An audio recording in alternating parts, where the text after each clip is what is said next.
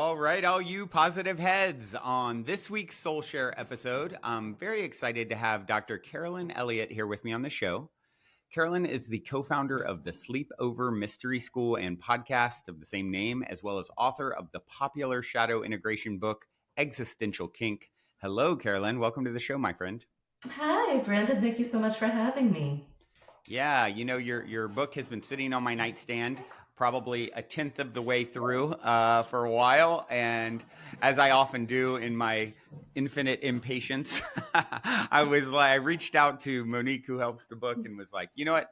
Let's get Carolyn on for the direct download. So I appreciate your willingness to do that, and I know you got your hands full. You got a little one, and yeah, so thanks for making the time. Yeah, my pleasure. Thank you so much for having me. Yeah, I have my little son Solomon with me. Folks might hear some gurgles or something. He's nursing. you Yeah. you know what it is. Got it. Got it. Well, I'm going to start off with my cliche opening question, which is this. You're in an elevator. The woman next to you looks over, says, "What's your passion?" You have 10 floors to answer. What do you say? Oh, magic and mystery are my passions. I am Mm, very, very interested in what I can do to help myself and help other people identify less with our egos and more with our souls. mm. So, however that can be accomplished, I am down for it. I like that. I like that. Well, if you would give us a little context on you and your background and sort of whatever feels relevant to share regarding your backstory, that'd be great. Sure. I'll just briefly. Growing up, I was exposed to a lot of far out things. My father, I like to say, he never met a cult he didn't like. He was in the Rosicrucians, the Wiccans, the Druids, the Hare Krishnas. We would basically go around everywhere, and my father was very annoying, so he would get kicked out often. So I, so he was always seeking out a new group to be a part of, and he would take me with him. So I really got a wide exposure to, the world of mystical and spiritual thought. And my mother was Catholic, and she would make me go to Catholic Sunday school. So that was a real Oh head wow, trip. quite the Um, contrast. yeah, very, very The contrast. ultimate cult, Oh my actually. gosh, yeah. Ooh, they were the worst by far. So that was very provocative for me, got me thinking at a young age very deeply about these sorts of things. I got a PhD in critical and cultural studies at the University of Pittsburgh, it's in the English department, so it's a program that's very heavy on literature, but also history and psychology and Hmm. what's known as criticism in academia. So stuff like Marxism, feminism, critical race theory, all that sort of stuff that has now exploded into the mainstream as wokeness. That was part of my Right, education too. right, right, Um, right. but uh, but the philosophy and the psychology that I read while getting my PhD really stuck with me. And I was also very interested in. So this was in my 20s. I was getting this PhD. I was teaching at the University of Pittsburgh, and I was very, very interested in the spirituality and magic, things like the law of attraction. I went to a Unity church, a New Thought church. Um, I was always trying to find ways to make my life better because I was pretty miserable. I had been addicted to drugs as a teenager. I got into 12-step recovery, and I was clean in my 20s, but I was still just really struggled with depression and anxiety. And, PhD students are poor. People with PhDs in the humanities, there's not much in the way of job prospects. And I was Mm. really struggling, and I was really scared. And I had terrible relationships. I would just have like one after the other awful boyfriend.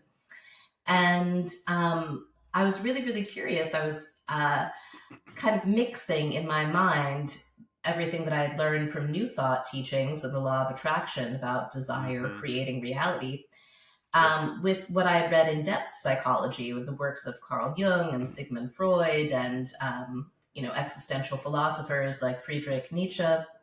Hmm. And it was all sort of mixing around in my mind. And one day, not long after I had graduated with my PhD, I was standing in line at a food bank because I I couldn't afford anything. I was living on friends' couches. I was Right. utterly broke. I was so miserable. I was standing in the freezing cold, waiting for like some government handouts to survive, basically. And I had this thought cross through my mind, which was, I wonder if some part of me actually desires this. Right. Like, and I just started getting really Light curious because bulb. yeah, it was a big Yeah. light bulb because I had read all this Freud and Jung, and I knew, there's such a thing as the unconscious, and there's desires that that we're not aware of that are operating in the unconscious, maybe things from childhood or even previous lifetimes or whatever get in there somehow, and they operate completely without the awareness of the ego mind, that the ordinary mind that we're usually identified with. And I was like, wow, if desire creates reality and my life sucks this much, perhaps there's some part of me desiring it that I'm not aware of. So I just, it took me a long time just pondering that question and being gently curious about it to see what arose. And I can pause there because I'm getting into the whole story of the creation of Existential Kink, which my book is about. But that's a little bit of my background.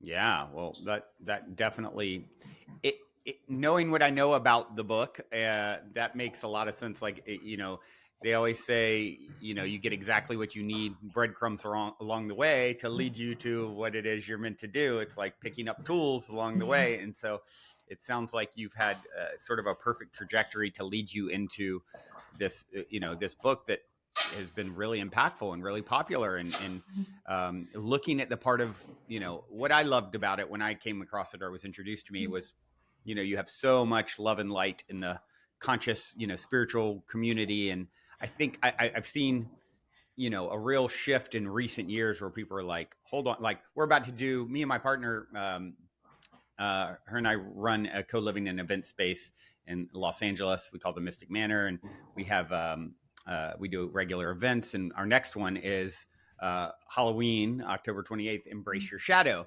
And so that's really what it's like, let's bring this stuff to the surface.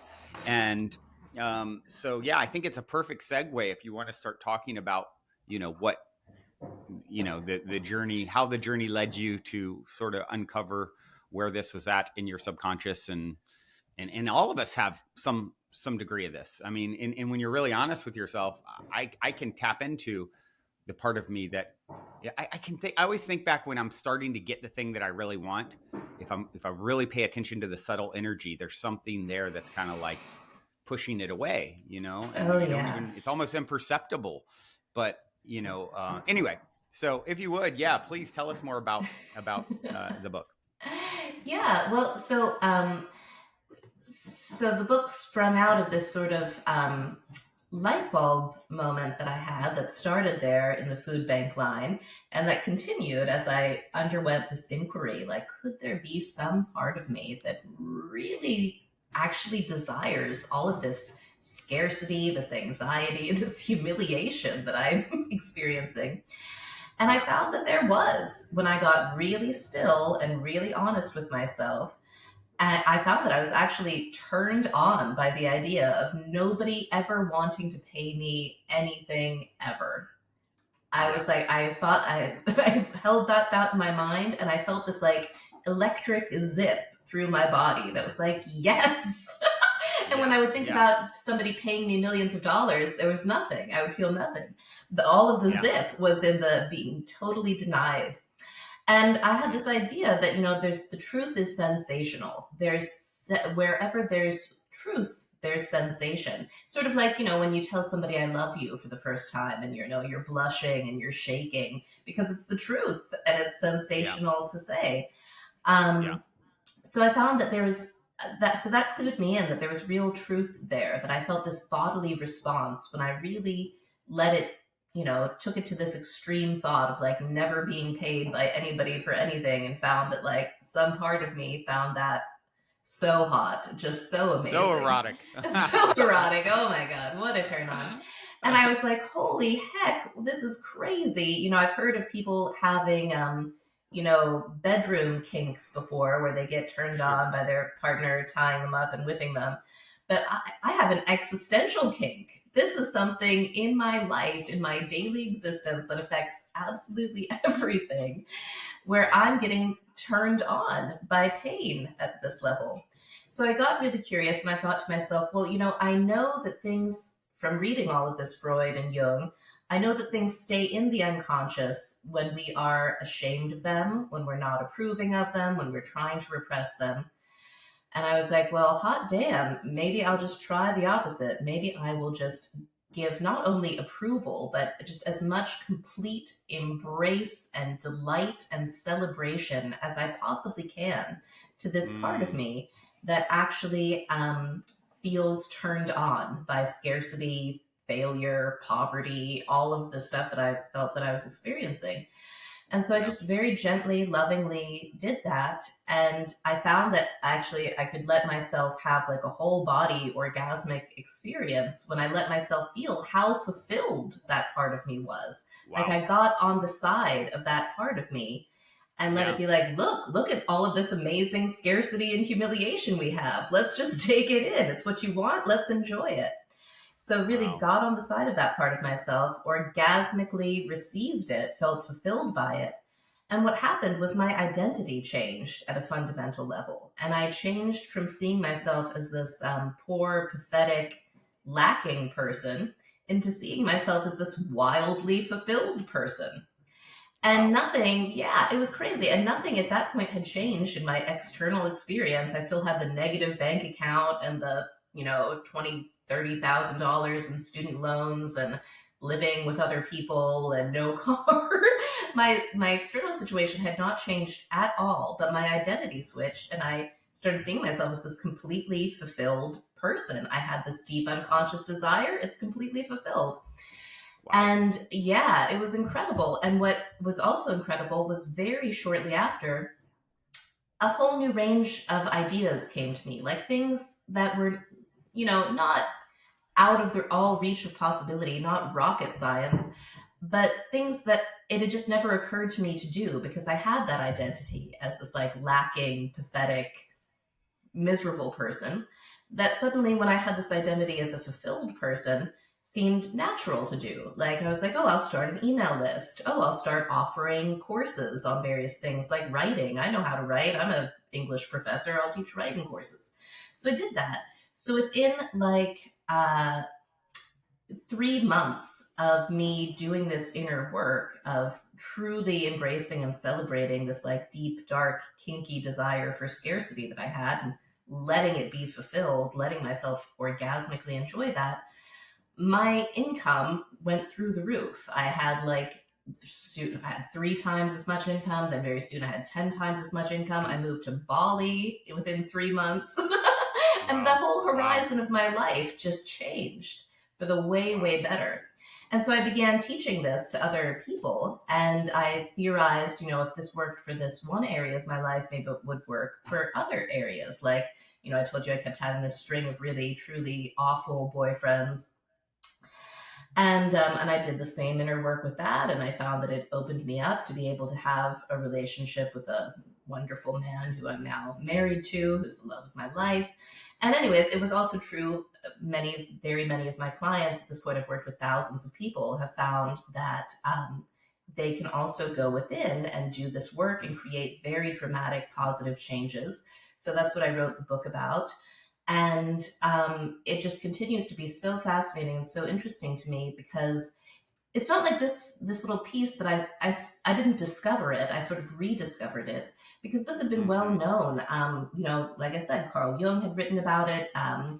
Sigmund Freud writes in his letters about how people have these desires that they're unconscious of, but he can't just tell them that. They won't accept it. They won't accept that they're creating the misery in their lives. So he has to use dream interpretation to get people to see that their own dreams are telling them how they're creating their problems. And Jung likewise. And I also have found that it is true that some people are just so offended by this idea that any part of them could desire something bad. But turns out, I don't know, maybe we've evolved a little bit, maybe consciousness is evolving a little bit, but I was able to write this book and get people to see, like, hey, just check it out, just see if it's true for you. Like, could it be that some part of you, when you're really, really honest and really, really not judging, not shaming, like you can't take the attitude of like, oh, I wanted this, I'm so, that's why it's happening because I suck so much and I'm so bad. You have to take a super non-blaming, non-judging attitude.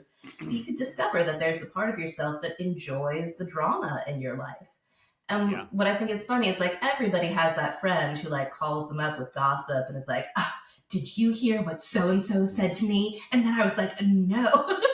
And you're listening to your friend and you're like, oh my God, you're acting like you're mad, but you love this. You were so happy they insulted you. And it's just, it's just like being honest with myself enough to know that I am that friend. I am the one who's enjoying the drama and the pain. Right. And I can make that conscious. And the thing is, once we make it conscious with approval and pleasure, it loses its creative power. So everything has more creative power when it's in the unconscious. The unconscious is like this dark generative womb.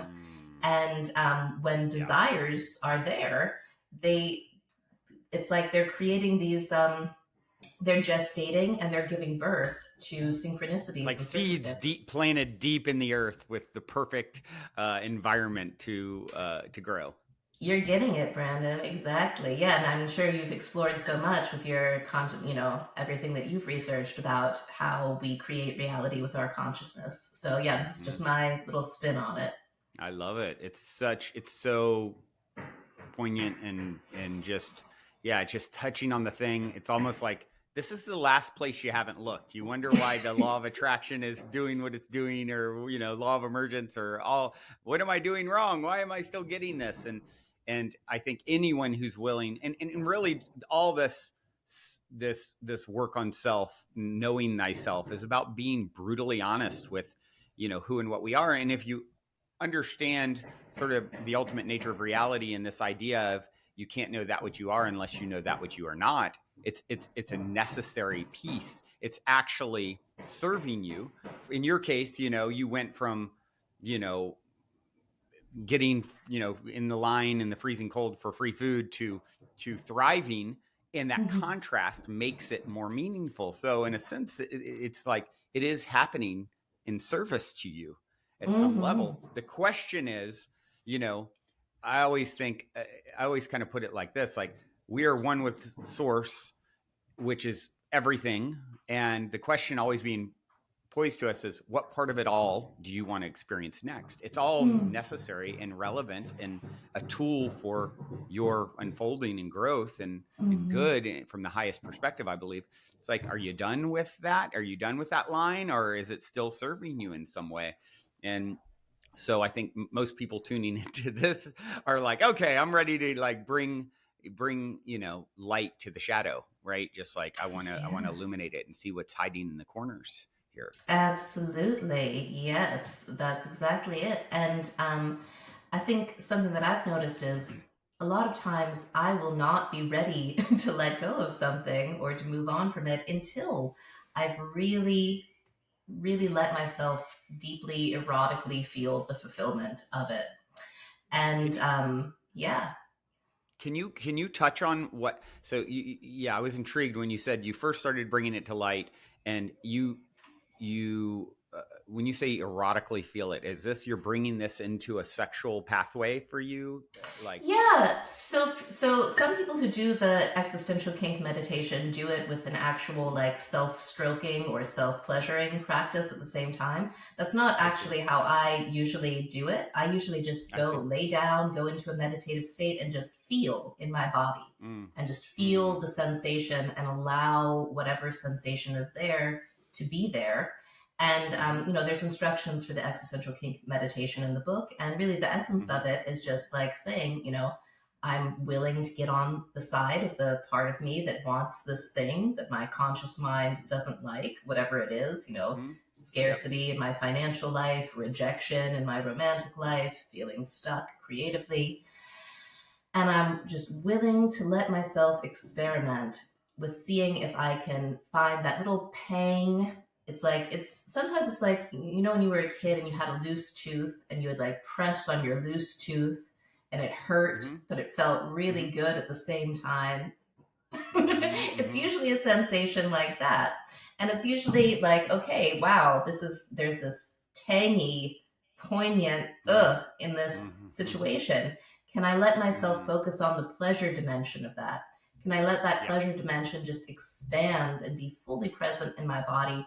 Can I Mm-hmm. let myself know that there's some part of me that feels entertained by this, fascinated with this, compelled by this? Mm-hmm. And can I just, get on the side of that part of me and not shame it, Mm-hmm. not blame it, recognize that it has created this situation in my life, Mm-hmm. recognize it doesn't have to keep always creating this situation in my life, but it's here right now. And can I just Mm-hmm. consciously get on the side of that part and enjoy what it has created? So Mm-hmm. that's what it is. It's basically like an allowing the thing, allowing the unconscious drive or desire to climax. So, Mm. and sometimes it is a physical, erotic, sexual Interesting. climax that I experience and that people that I work with have experienced. Sometimes it's more like, I like to say it can be in different chakra centers of the body. So sometimes it is that very sort of, sacral response. Sometimes Mm-hmm. it's a heart orgasm and it's just laughter. Like suddenly it just starts to seem so funny. You just laugh, Yeah. people just laugh and laugh. I like that. I like that. Or sometimes it's even like a third eye thing, and people will get this like really deep visionary experience with a meditation. But whatever it is, that you're done doing existential kink on a certain topic when you can think about the same topic and there's actual pleasure and joy in it when you Mm. think about it, and Wow. it's not like sarcastic pleasure and joy, it's not ironic, it's like, no, I am actually enjoying this scarcity, I'm enjoying this crazy controlling relationship I'm enjoying. It's basically, you're not taking yourself so seriously as an Yeah. ego, and you've Yeah. started to identify more with yourself as a soul. And what I like to remind people when people say like, well, why would I want to experience scarcity, or why would I want to experience rejection? I mean, there's a number of different things I could say. First of all, there may be things in your childhood or your past lives that were, unresolved, Mm-hmm. that are predisposing you to be drawn to those things, to work them out. But at a fundamental level, even more basic than that, even if you had a perfect childhood and saintly past lives or whatever, we souls incarnate into duality because we're curious about duality, which includes the good and the bad, the scary and the delightful, the humiliating and the honoring. And there's a way in which, as egos, we only want the good side. We're very one sided in our attitudes. We only want the side that supports our survival, which is, social things that improve our social status, make us feel good, make us look good. And as egos, we don't think that we want the other side, the opposite. Yeah. And when we persist in that one sided attitude, it's very, that's what creates the shadow, because that one sidedness just isn't true. So the whole self, the self with a capital S, is interested in the entire ride, pain and Yeah. pleasure, failure and winning. It just wants to taste all of it.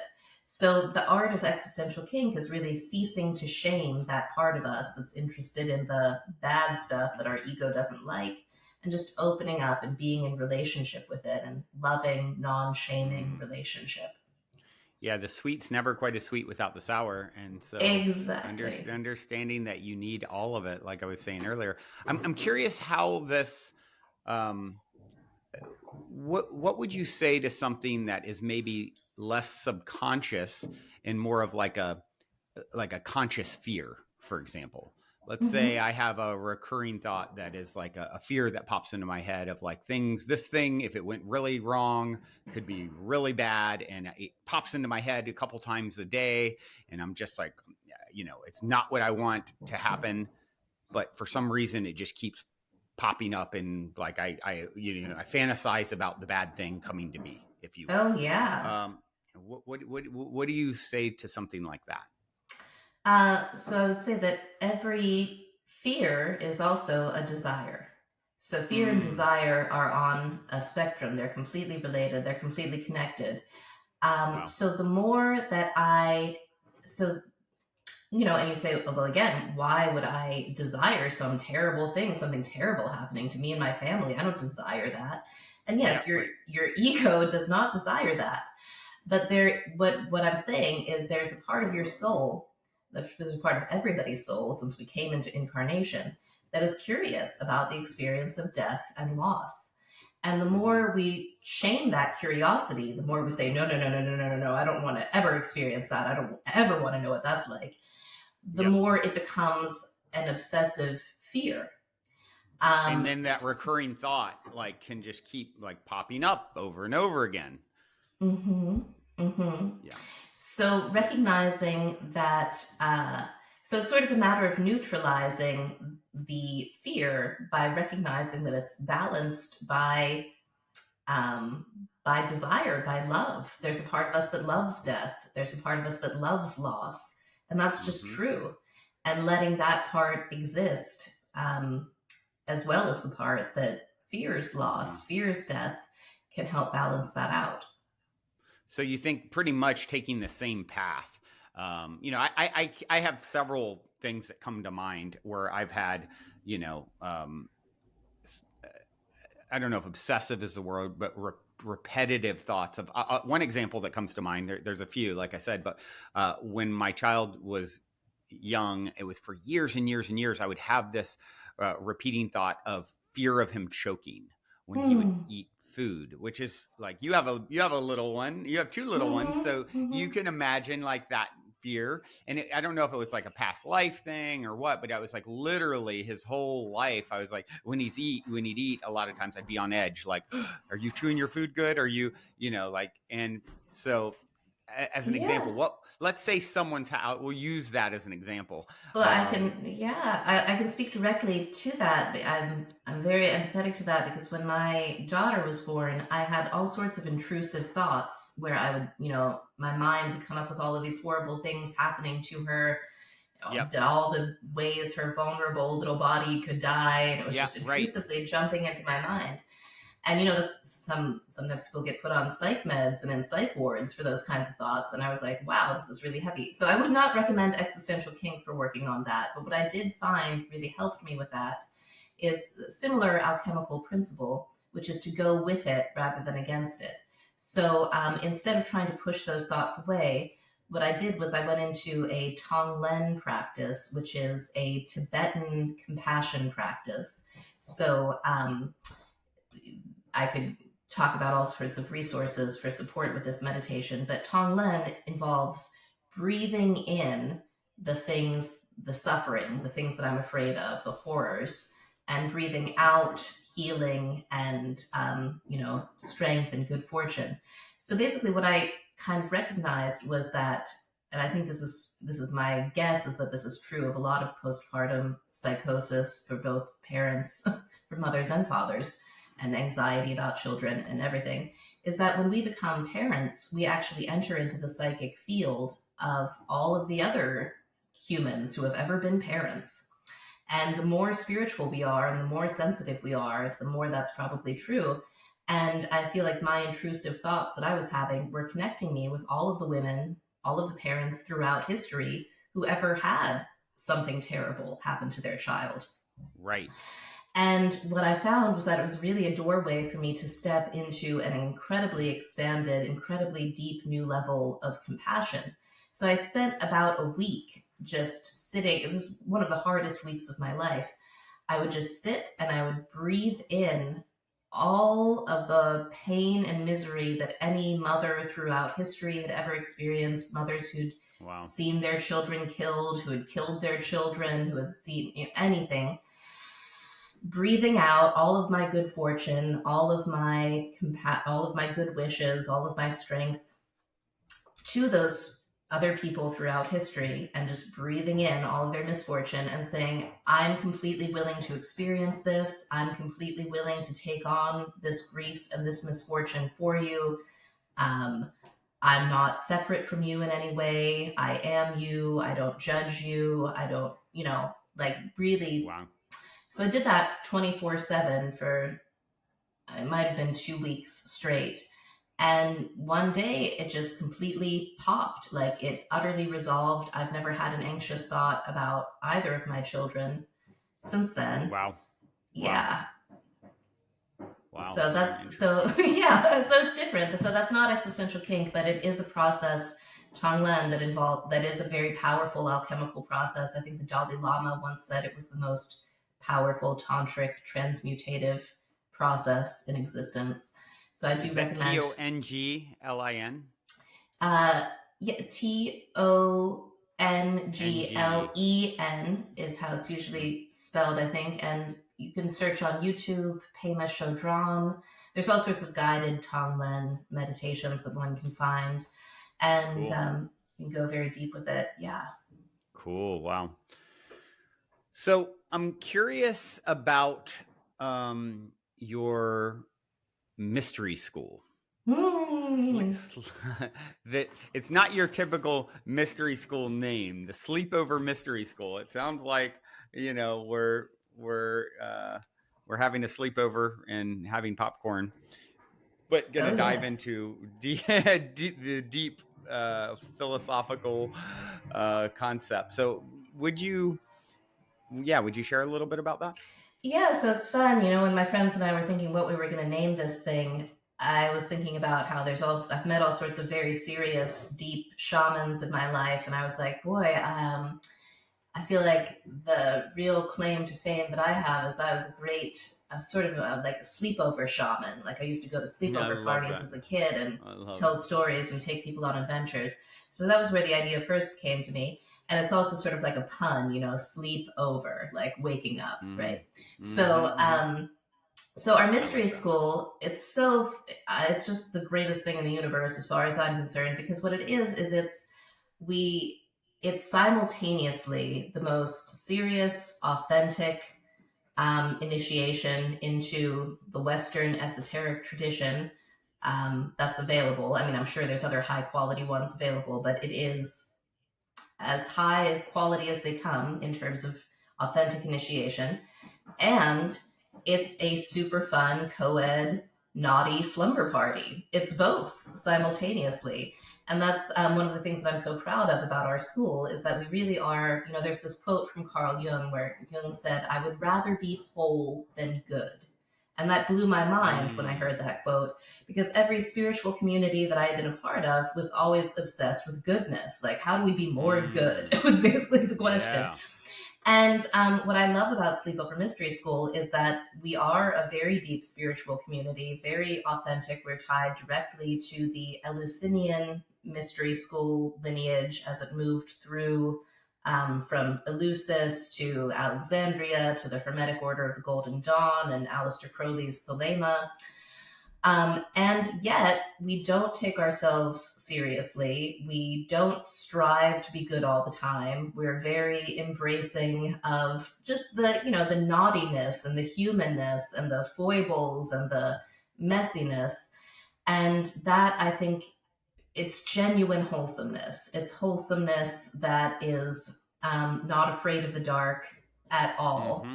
And we create this environment and we attract these people who are just phenomenally deep, phenomenally compassionate, and also so much fun. And so we take people on this 9-month journey. It's 4 in-person immersions. So we have 2 of them are in Miami. One of them is in rural West Virginia, and one of them is here in Pittsburgh, Pennsylvania, where I live. And we have people come from all over the world. We've had people from Belgium and South Africa and England come. Wow. And what we do is we take them through these initiatory rituals that are in the Hermetic mystery tradition.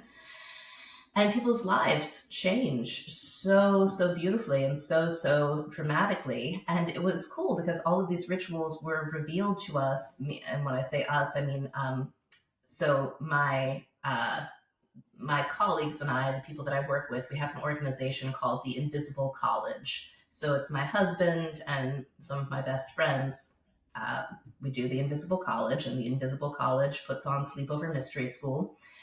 And we've received instructions for these rituals directly from dreams and visions. So we have had our own magical practices for years in the Western tradition. And I received initiation as a kid in the Rosicrucians and in various other places.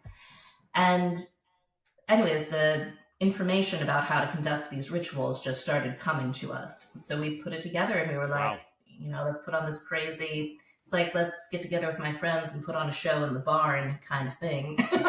It's blossoming into this incredible, this incredible movement. And really it's a movement to revive mystery culture. So I could, so I don't know if you've ever heard of the temple at Eleusis. Does that ring a bell? No. I don't know that I have. If I have, I just don't recall any details.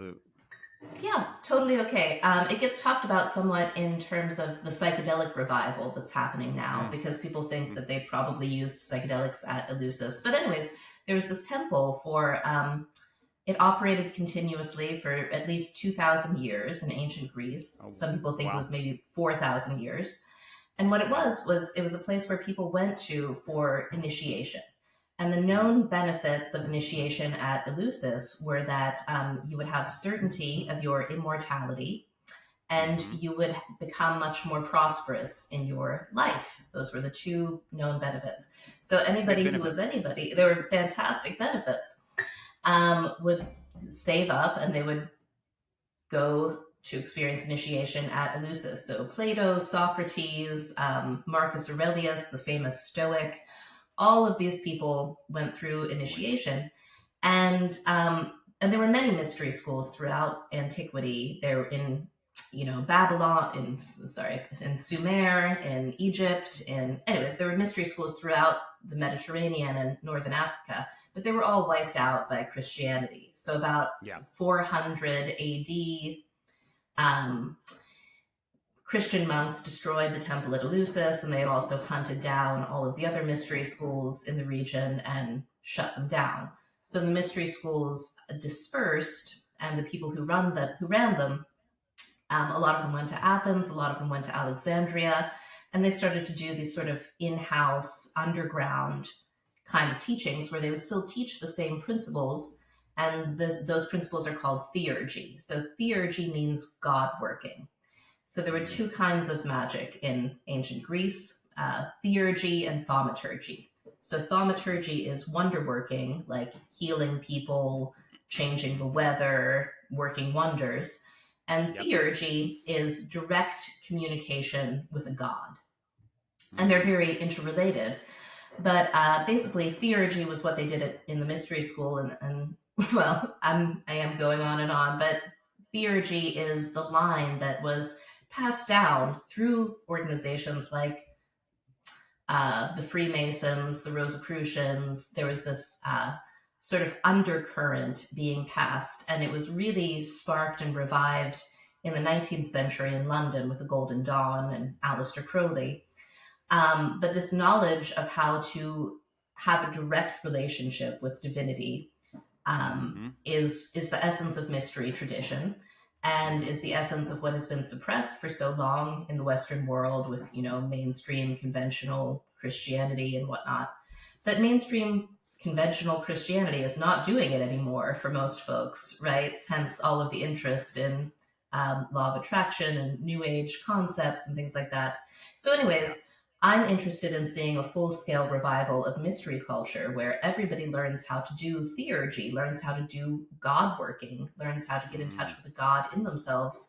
And something that I like to say these days is that shadow working is God working.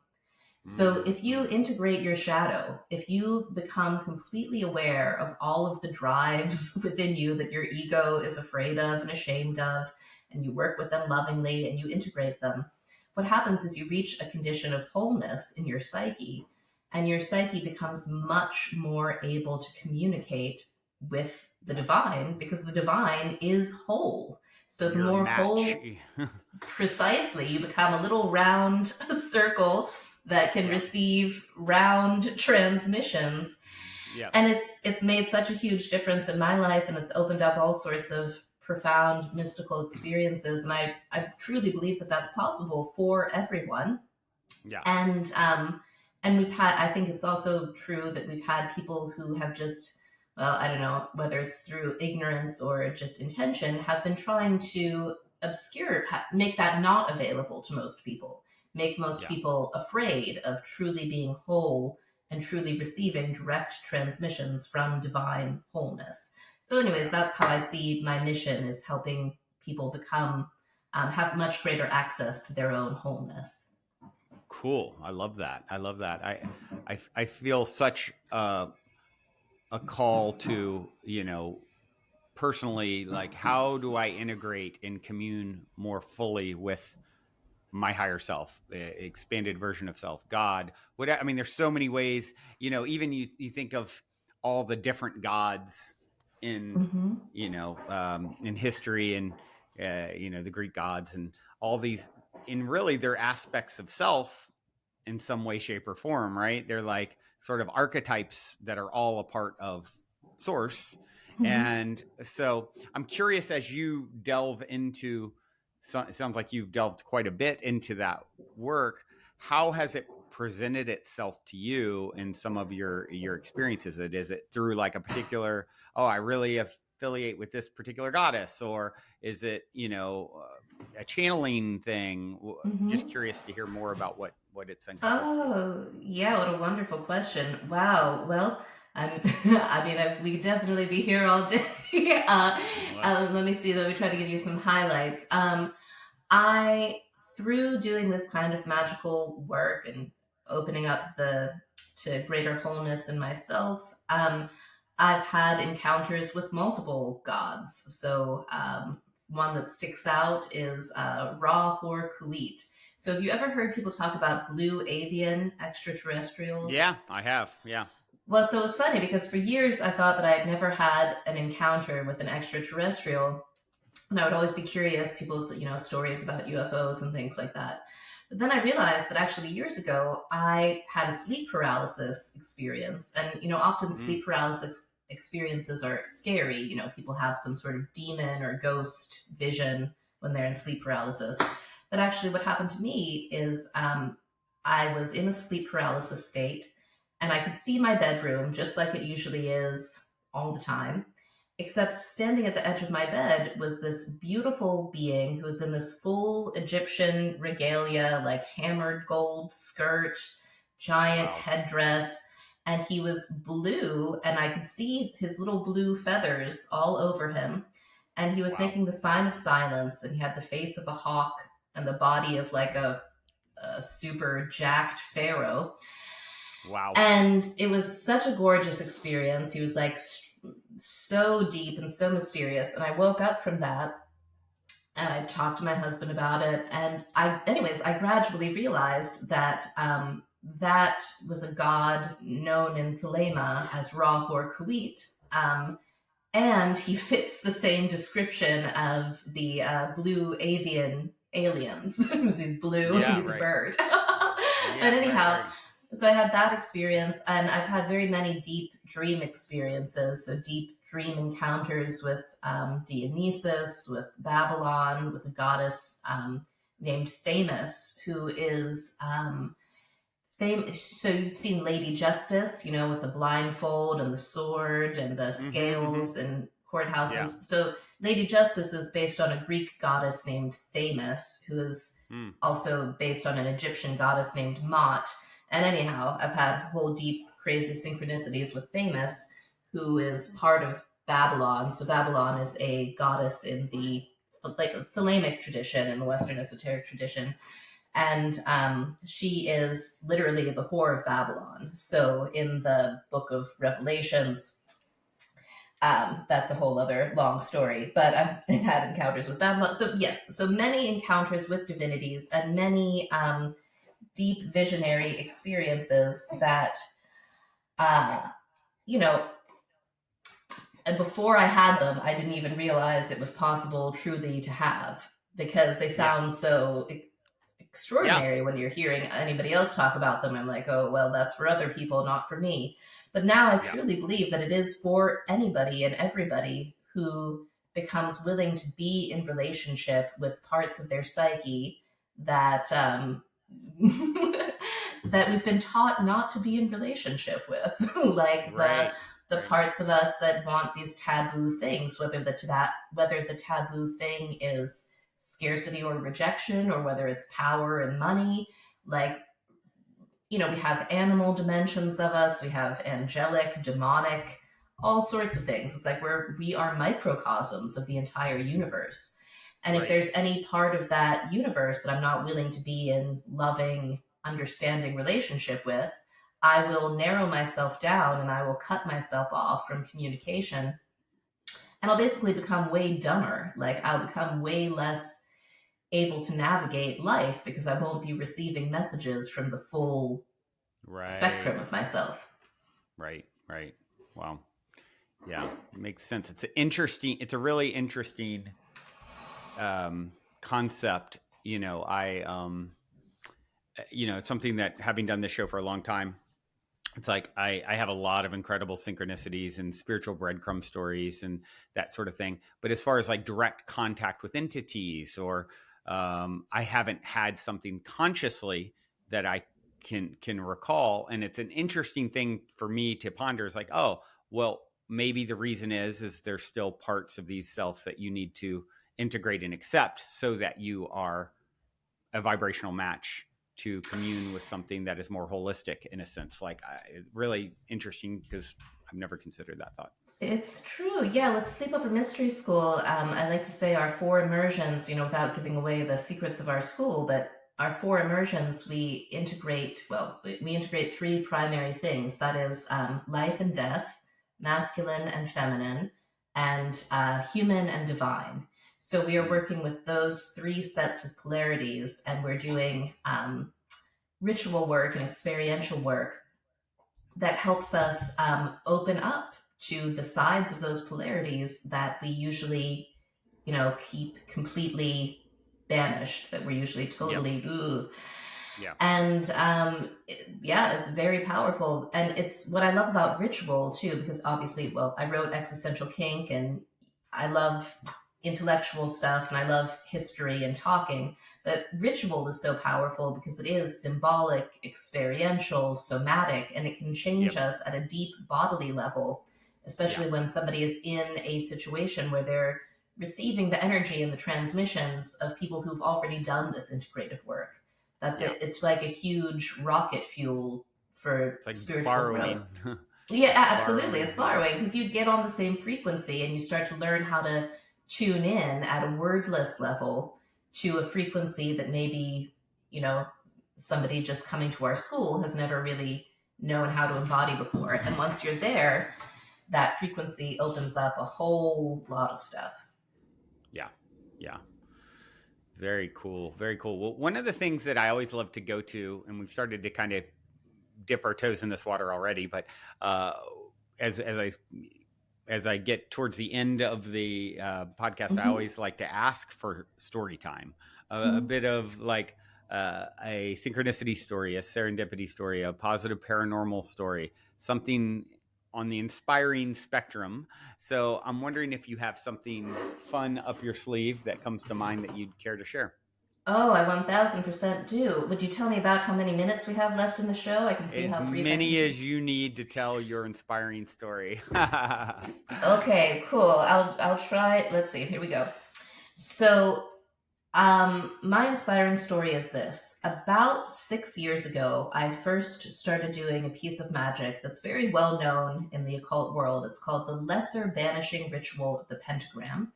And Hmm. what it is it's a ritual that actually invokes the higher self. Aleister Crowley called it the Stone of the Wise, meaning it can create the philosopher's stone, i.e., the integrated self in you. And all it is well, all it is, it involves drawing pentagrams, drawing stars in every direction all around you, east, south, west, north. Um, and also invoking the names of the archangels of the Hmm. directions. Hmm. And so it's, it's this it's an it's an angelic invocation. Cool. And yeah, and it's this beautiful ritual. So I started doing it, It's and called very the soon, lesser banishing ritual of what? of the pentagram, the lesser The banishing pentagram. ritual of the pentagram. And the book that I recommend if folks are interested in that ritual, I really recommend the works of Damien Eccles. So Damien Eccles has a book called High Magic, and he's just a great guy in general and has wonderful resources on YouTube. And he's a very deep magician, and I've had the pleasure of studying with him. Um, so his Cool. book High Magic, and he also has a book called Angels and Archangels. That's what I would recommend. And he's very into this theurgy work that I'm talking about. So, so the lesser banishing ritual of the pentagram, and I was doing it daily, which you really need. If one is going to do it, one needs to commit to doing it daily for a while. Mm-hmm. Yep. And I started having these dreams. And one of the dreams that I had was I was walking down the street and I was carrying a bag of apples. And bear with me through this story because this really is a crazy synchronicity that happens. So I'm carrying Cool. a plastic bag full of apples in this dream. And I walk Uh-huh. into a social worker's office, and the social worker is taking a look at me. And she's rifling through some files. And it's like I'm looking for a job in the dream. And the social worker is like, what am I going to do with you? And she's looking through these files, and I realize I have these apples with me, and I say, oh, I'm so sorry, I'm so rude, please excuse me, would you like to eat an apple?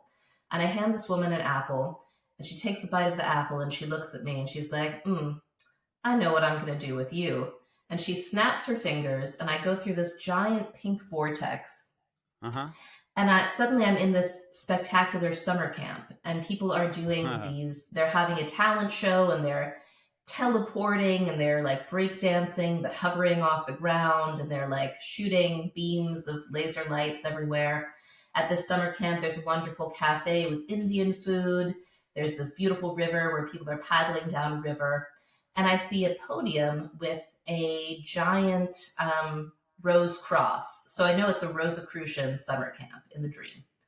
Okay, so that happens. That was 6 years ago.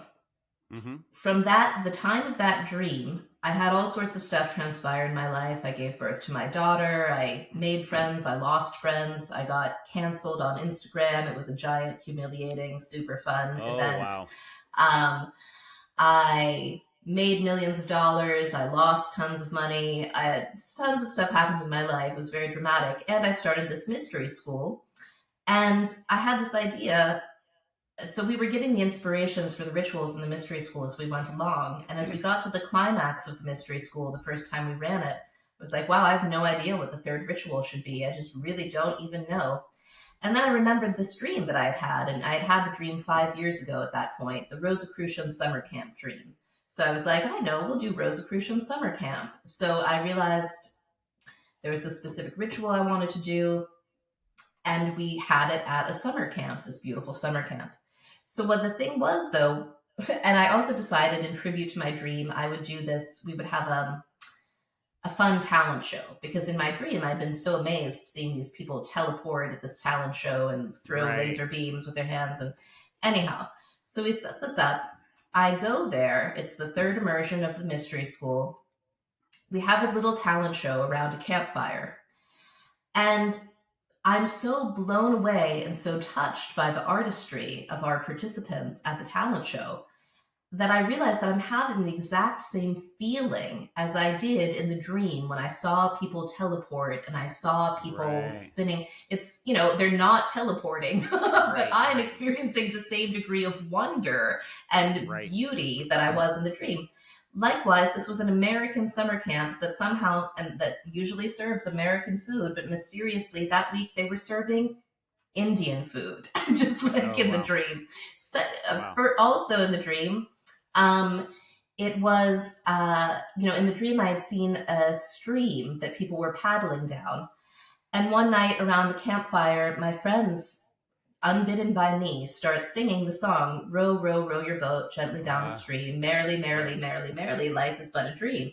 And I realized that the dream had been precognitive of that moment, of them singing that song.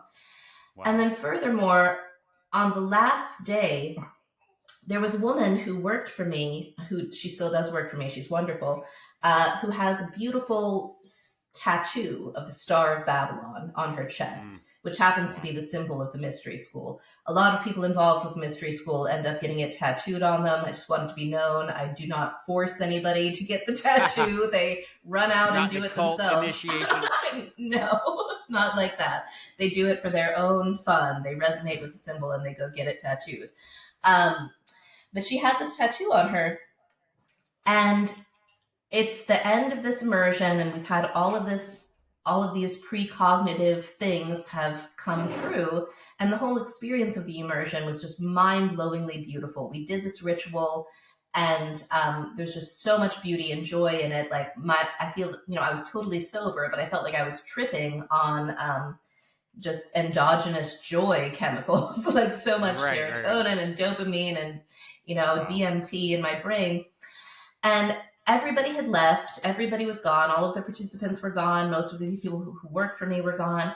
And the only person left was my assistant, this beautiful woman, Holly, who has this tattoo. And Holly had just, the Friday before the weekend, she had just completed her certification in social work. So she's a social worker. Wow. She walks out of the kitchen, the camp kitchen, carrying this plastic bag, which has a red target symbol on it, and red is the color of Babylon. Red target symbol on it with a plastic bag full of apples. And she hands me the bag of apples and she says, "Job well done." And my mind is blown. My mind is still forever and permanently blown, Brandon. That's beautiful. And she thought she was just gifting you apples because you did a good job for the event kind of thing, right? Yeah. And crazily enough, it was a complete fulfillment. It was a precognitive dream. It was a time loop.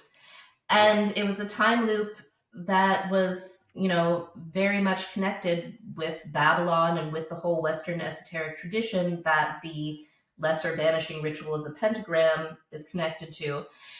So it was like I had tapped into a stream of magic. I had experienced a prophetic precognitive dream. I acted on various inspirations in that dream, but the dream came true at a level so far beyond my conscious planning. Right. And it was such a peak moment of fulfillment in my life. And it forever shattered my perception of linear time, or my notion that that there's not a divine hand participating in our lives. Right. So that's my fun story for your listeners. That's a wonderful story. I love how the dream instigated you to go down that path, but then it allowed for the whole unfolding of the rest of the dream to present itself. So it's like what a trip. It was such a trip, because the dream gave me a job. Like, I was looking for a job in the dream. The dream gave me a job. It gave me a beautiful vision, like a summer camp to aspire to. I aspired to it, and then it helped. It was so crazy. It's so much magic. And so that's how I live my life now. So I wait for dreams like that, and then I just take my marching orders and I go forward. That's, the first time I've shared in recent weeks on the podcast, I had a dream a few weeks ago that was similar, and my deceased grandfather came through and gave me a name, and then I look up the name, and it's like, he's like, "This is my friend from World War II." I look it up, and it's someone from World War II, a real person, and it leads to my son actually getting a role acting that would not have happened without the dream, and that was about World War II, and wow. I mean, the whole story is pretty jaw dropping. I've shared it a few times on the show, but it reminds me of that. It's like, oh my gosh, this information literally came across the veil, which led to all these things in physicality that are just mind blowing. It's absolutely magic is real. So real. The real thing. It's what's real. Yeah, it is what's real. Well, thank you so much for bringing your magic to this show and this episode. It's been such a joy to connect with you. And what is the best way for people who want to continue to follow your work and, find the podcast, et cetera? Yeah, great question. So I'm not sure exactly when this episode will air. Maybe it's soon. About a month from great. this recording. So I'll have my new website up. So carolynlovewell.com. My husband and I created a new family name, so I'm still Carolyn Elliot on my book, but Carolyn Lovewell online, and Carolyn Lovewell is the name of my Instagram. So if you search at Carolyn Lovewell _, and then if you go to my Instagram, you'll see links in my bio to my website. You can also go straight to my website and join my email list. Joining my email list is the best way to stay in touch with me and all the things that I do and offer. Also, let me see. We might still have applications for Sleepover Mystery School open when this episode airs. So if you go to my website, Carolyn Lovewell, you can look for the part that says Sleepover Mystery School and click and apply. And you can also see little clips and stuff from Sleepover Mystery School on my Instagram. I offer lots of other things. I have an online school for magic called Electric Yes. The Invisible College has all sorts of magical courses. But that's basically how people should connect with me more. Oh, also check out my podcast. The Sleepover Podcast is really fun. So yeah. Cool. Amazing. Well, I do have one final question for you here. It is my cliche closer, and it is this. In 60 seconds or less, what is the meaning of life according to Carolyn Elliot, or Carolyn Lovewell, I should say? Oh boy, yeah. Well, the meaning of life is love. Love is the memory of God. Remember to love well. Do as thou wilt is the whole of the law. Love is the law. Love under will. That's how I would sum that up. I like that. Good answer. Well done.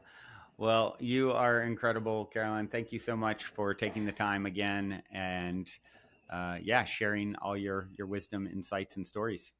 Oh, thank you, Brandon. It's a pleasure. Yeah. And thank all of you for tuning your beautiful brainwaves and incredible hearts into another episode. Until next time, journey well.